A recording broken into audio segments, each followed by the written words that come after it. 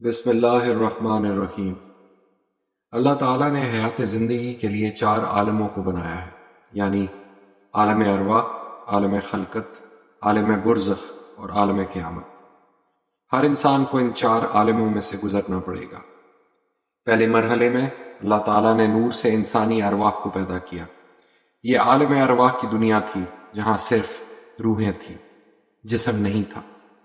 حضرت آدم علیہ السلام سے لے کر آخری انسان جو اس دنیا میں قیامت تک آئے گا، وہاں سب کی روحیں موجود ہیں۔ اس دنیا میں آنے سے پہلے بھی ہم ایک زندگی گزار آئے ہیں، اور بدقسمتی سے اس کا تصور بہت کم لوگوں کو حاصل ہے۔ دنیا میں آج تک جتنے بھی انسان پیدا ہوئے اور قیامت تک جتنے بھی انسان آئیں گے، ان سب کی روحیں جسمانی وجود سے پہلے پیدا ہو چکی تھیں، اور یہ عالم ارواح میں موجود ہیں۔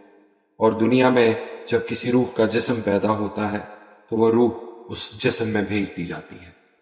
حدیث شریف میں ہے کہ عالم ارواح میں ہماری روحیں گروہوں کی شکل میں رہتی تھی۔ جو روحیں وہاں ایک دوسرے کو جانتی تھی، ان کے درمیان اس دنیا میں بھی اچھے تعلقات اور محبت ہوتی ہے، اور جو روحیں وہاں پہ ایک دوسرے سے الگ الگ رہی ہوں، وہ اس دنیا میں بھی ایک دوسرے سے اجنبی رہتی ہیں۔ اسی لیے اکثر اوقات جب ہم کسی اجنبی سے ملیں تو ایک اپنائیت کا احساس ہوتا ہے۔ شاید یہ وہی روحیں ہیں جن سے ہم عالم ارواح میں مل چکے ہیں۔ انسان کی تخلیق عالم ارواح میں ہوئی، اور پھر وہاں سے عالم خلقت میں بھیج دیا گیا، اور موت کے بعد انسان کو عالم برزخ میں بھیج دیا جاتا ہے، جہاں روحیں قیامت کے ہونے تک انتظار کرتی ہیں، اور پھر قیامت کے بعد تمام انسانوں کو عالم آخرت میں جمع کیا جائے گا۔ اللہ تعالیٰ نے حضرت آدم علیہ السلام کو مٹی سے پیدا کیا اور اسے مختلف مراحل سے گزارا اور ایک خاص شکل و صورت دے دی۔ پھر اللہ تعالیٰ نے حضرت آدم علیہ السلام کے جسم میں روح پھونکی اور وہ اٹھ کھڑے ہوئے۔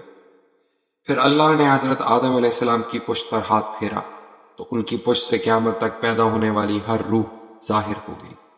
حضرت آدم علیہ السلام نے پوچھا کہ اے میرے رب، یہ کون ہے؟ تو اللہ نے جواب دیا کہ یہ تیری اولادیں ہیں، میں نے انہیں جنت کے لیے پیدا کیا ہے۔ پھر اللہ نے دوبارہ حضرت آدم علیہ السلام کی پشت پر اپنا ہاتھ مبارک پھیرا تو باقی کی روحیں بھی پیدا ہو گئی، اور اللہ نے فرمایا میں نے انہیں جہنم کے لیے پیدا کیا ہے۔ حضرت آدم علیہ السلام نے جب انہیں دیکھا تو کچھ لمبے قد، کچھ چھوٹے قد، کچھ نابینا، گورے، کالے، اور کچھ مختلف بیماریوں اور تکلیفوں میں مبتلا تھے، اور سب روحوں کی پیشانی کے درمیان ان کی عمر لکھی تھی۔ حضرت آدم علیہ السلام نے ان کو دیکھ کر اللہ تعالیٰ سے پوچھا کہ یا رب، ان کی یہ حالت کیوں ہے؟ تو اللہ تعالیٰ نے فرمایا تاکہ یہ میری نعمتوں کا شکر ادا کر سکیں۔ پھر ان تمام روحوں سے ایک عہد لیا گیا جسے عہد الست کہتے ہیں۔ یہ پہلا عہد جو دونوں جہانوں کے مالک اور روحوں کے درمیان لیا گیا، اور تمام اولاد آدم کو 9 ذی الحج کو مقام عرفات پر جمع کیا گیا۔ پھر اللہ نے تمام روحوں سے پوچھا کہ کیا میں تمہارا رب ہوں؟ سب روحوں نے جواب میں کہا بے شک تو ہی ہمارا رب ہے۔ پھر اللہ نے فرمایا کہ میں 7 آسمانوں اور 7 زمینوں کو گواہ بناتا ہوں، اور تمہارے باپ آدم بھی اس سلسلے میں اس وعدے کے گواہ ہوں گے کہ کہیں قیامت کے دن تم یہ نہ کہو کہ ہم تو اس عہد کو جانتے نہیں۔ میرا عہد یہی ہے کہ میرے سوا کوئی عبادت کے لائق نہیں، میرے سوا کسی اور کو معبود مت بنانا۔ میں تمہاری طرف وقتاً فوقتاً رسول اور انبیاء بھیجوں گا جو تمہیں میرا عہد یاد دلاتے رہیں گے، اور میں تمہاری ہدایت کے لیے کتابیں بھی نازل کروں گا۔ تمام روحوں نے کہا ہم گواہی دیتے ہیں کہ تو ہی ہمارا رب ہے، اور تیرے سوا کوئی معبود نہیں۔ اس دن تمام اولاد آدم نے یہ وعدہ کیا کہ دنیا میں جانے کے بعد وہ اس پاک ذات کی عبادت کریں گے، اس کی ذات کے ساتھ کسی کو شریک نہیں ٹھہرائیں گے۔ اس کو عہد الست کہا جاتا ہے۔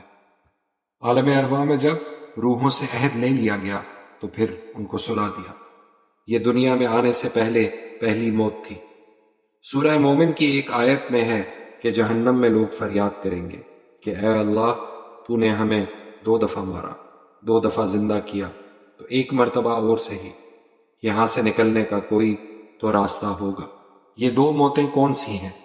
پہلی موت جب عالم ارواح میں تمام روحوں کو عہد لینے کے بعد سلا دیا گیا، اور دوسری جو عالم خلقت میں انسان کی موت واقع ہوتی ہے۔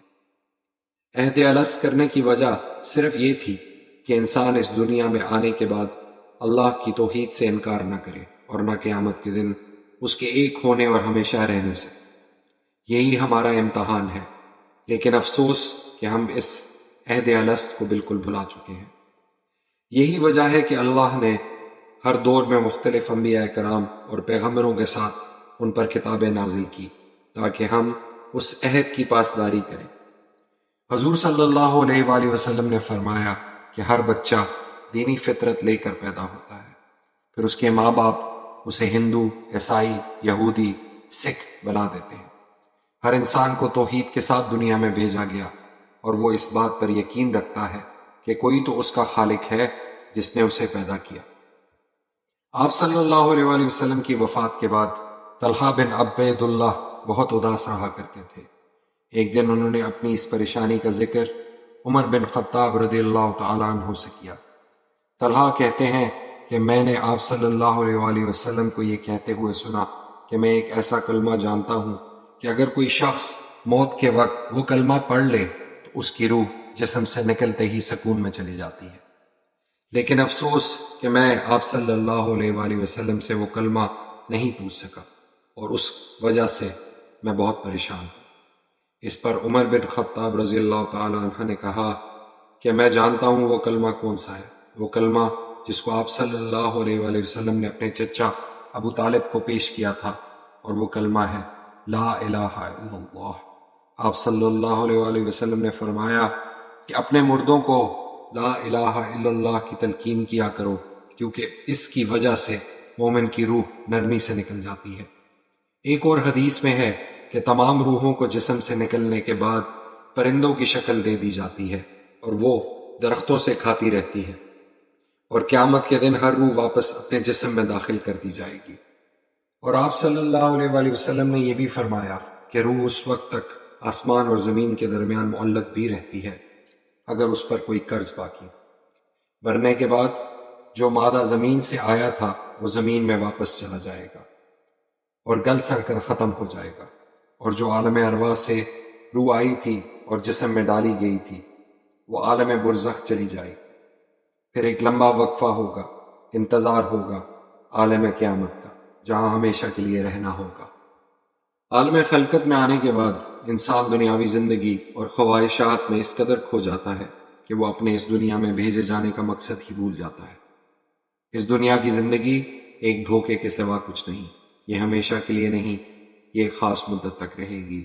اس دنیا میں آنے کے بعد جو عالم ارواح میں کیے گئے عہد الست کو نبھاتا ہے وہی اصل میں کامیابی پاتا ہے، اور جو انسان دنیا کی رنگینیوں میں کھو جاتا ہے، عالم ارواح میں کیے گئے اپنے عہد کو بھول جاتا ہے، وہ دنیا اور آخرت دونوں میں رسوا ہوتا ہے۔